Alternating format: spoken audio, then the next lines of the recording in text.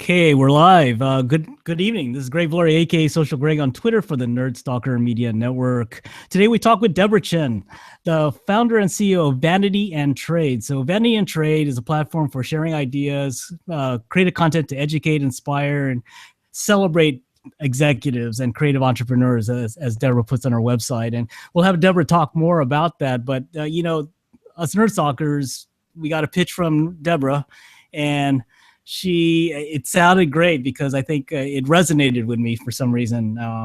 Well, probably for obvious reasons. It's about women and women entrepreneurs, and they're underrepresented in a lot of cases. So she's creating this channel that'll actually celebrate some of those people. So anyway, good evening, Debra, and welcome to Nerd Stalker live from Los Angeles, California. LA, that's right. Thank you, Greg, for having me today. Oh, good. So can you tell the Nerd Stalker audience a little bit about yourself? I'm curious. Sure, absolutely. So like you said, I'm founder of Vanity and Trade. It's an online magazine and a destination platform for female executives and entrepreneurs. I started my career on the trading floor at Lehman Brothers and kind of quickly rose up the ranks and cut my teeth through slugging it out with the fellas. And then about a decade ago, I started my own international communications firm, where I work with publicly traded companies, with CEOs and investors. And during that period, I brought a lot of companies from China and South Korea into the United States, which entailed a lot of drinking, secondhand smoking, late night karaoke. So if you know anything about how business is done, Greg, I think you would agree with me. It was just an incredibly wild ride. I have yet to write my book, but I plan to. And within the past 2.5 years, I got married, had a baby, and launched Vanity and Trade. Wow. Yeah. In other words, you're very busy. AKA, you're very busy. Wow, having a family, baby, and balancing a career and a side gig called Vanity and Trade. Wow. So what motivated you to create Vanity and Trade, which is kind of tagged as a subtag, Trade Secrets for the Working Women? So that's kind of interesting. Well, it's funny because there's so much focus on this whole gender diversity and female empowerment. Yet when you really look deep into it, there's not really tools that engage, like tools for women to actually engage with one another, to further their careers, to help propel them, either through collaboration or mentorship. And what I decided in speaking with hundreds of women about the issue is that I wanted to develop something that really inspired myself and also helped inspire other people. Because I think ultimately at the end of the day, everyone has something to learn and everyone has something to teach.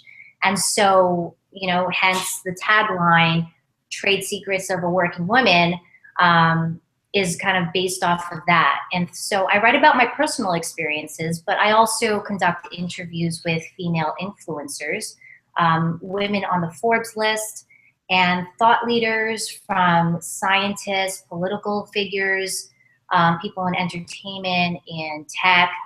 And then I also collaborate with industry experts on how-to articles. So those are kind of the elements of what's behind the content of Vanity and Trade. Well, a lot of the conversations you said you have are with like C-level executives, or are they? It varies across the ranks. No, I right now my focus is really on C-level executives and entrepreneurs, because I feel like their struggles and some of the stories that they have are so inspiring, and so that's kind of where the primary focus is right now. Well, I see. So I mean, you guys got to check out her site because she has some pretty good articles. I read the one about her failed partnership with a person, and it was interesting to read because I could see, I've been there, and there's a lot of that type of aha type of moment, saying that I've seen that, or oh, that's how you got through that. So maybe you want to tell the Nerd Stalker audience a little bit about some of the content that you're bringing from these C-level executives. Sure. So I'm not just being biased, but I'm kind of really digging the way the content has morphed into some of these really valuable lessons. And like you said, Greg, that article about the failed partnership was something that I was not sure I wanted to hit publish on, just because nobody wants to talk about what they failed at, you know? But since then, I've gotten a lot of really cool feedback. And what gets me the most excited isn't that, well, it's getting the feedback from both men and women. And I've been, you know, people have come up to me and said, hey, that article really kind of impacted me through my negotiations, through my meetings, through a work conflict, a client pitch. And so, you know, I to see that there's some value in that makes me feel like this is really meaningful. And my husband, who doesn't, I don't even think that he read my blog, actually said to me the other day, you know, I was going through this meeting and I read what you know, wrote about declaring what you want, and it really stuck with me. And I was like, wow. So that's the kind of the content that I've been focused on. And this past week, I wrote about building your personal brand. And the interview was done with Leonard Kim of Influencer Tree. And you know, there's this huge demographic out there who are just killing it. You know, there are people who are movers and shakers in their industry. They're making things happen. They're jet setting, and they're just, you know, they're doing their stuff. But if you're a female, you're less likely to tout your success. You're less likely to self-advertise.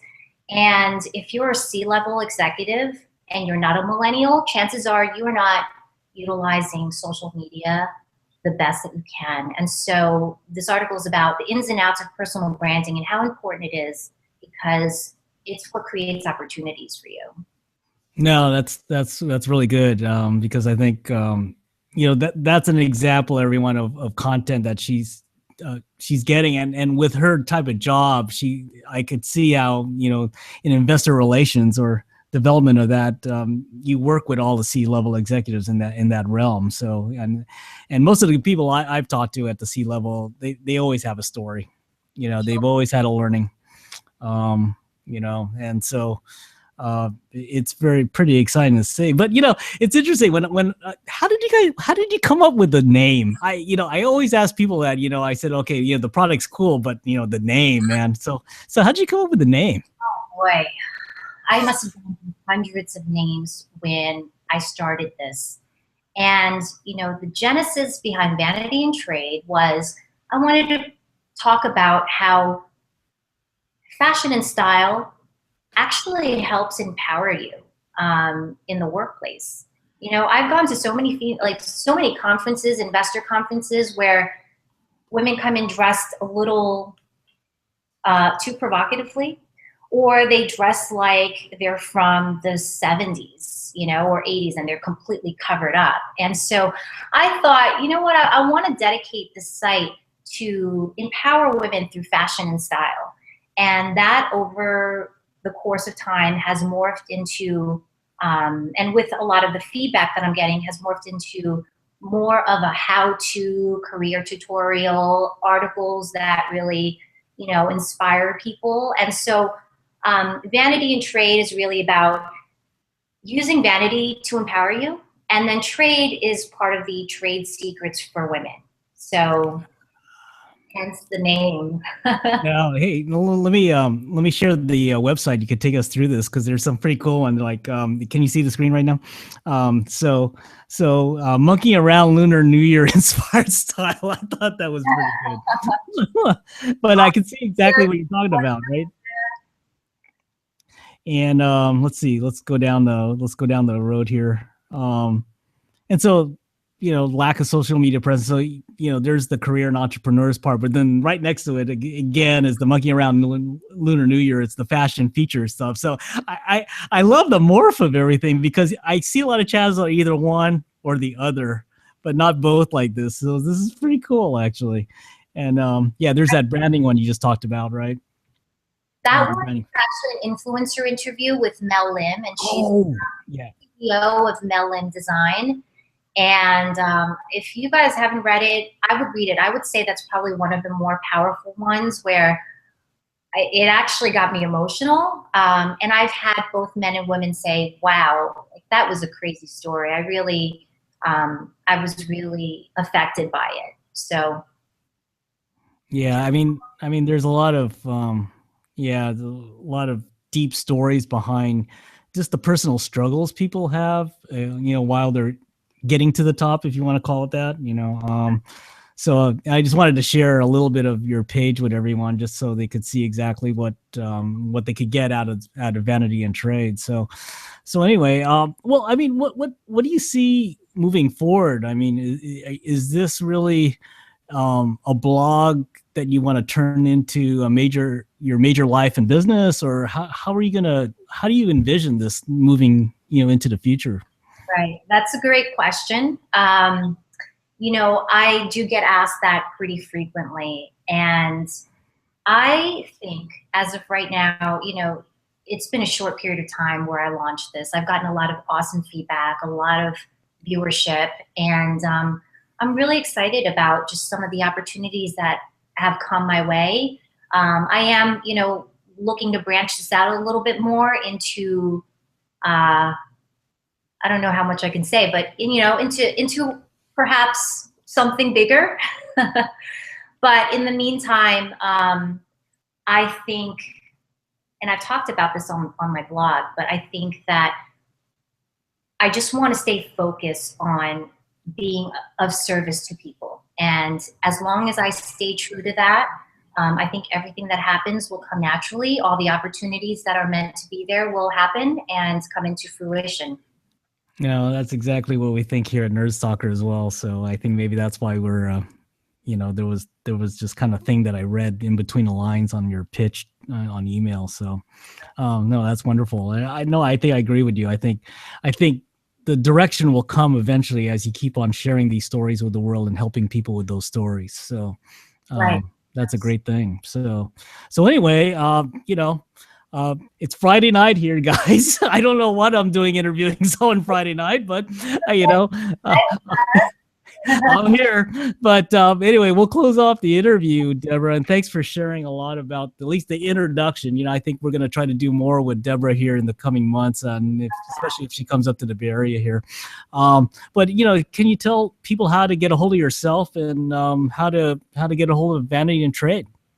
So it's vanityandtrade.com, and you can email me at Debra, Debra, at Vanity and Trade. And then social media handles is at Vanity and Trade on Facebook, Twitter, and Instagram. Oh, great. Wow. Yeah, you're busy. You have all those channels. But so yeah, I like that. Yeah, then the 9 to 5, then the 5 to 9. This is on the 5 to 9 slot, right? So anyway, thank you so much again. I appreciate your time. Anyway, that was Debra Chen, founder of Vanity and Trade, helping working professional women empower themselves. And it really is for anybody. I mean, I could see a lot of things, but I think there's a lot of things that obviously I don't think I've worked on my fashion sense like those stories have, but anyway, I'll try to work on that a little bit more after I won my Timbuktu bag. Anyway, are they bringing this back? Anyway, no, yeah, we'll talk about that next time we talk. But anyway, thanks for joining us, everyone. This is Greg Glory, aka Social Greg, on Twitter for the Nerd Stalker Media Network, where we believe in tech, startups, design, and you. Thanks for joining us, everyone, and be careful out there. Thanks again, Debra. Thanks for sharing your story with us tonight. Thanks, Greg.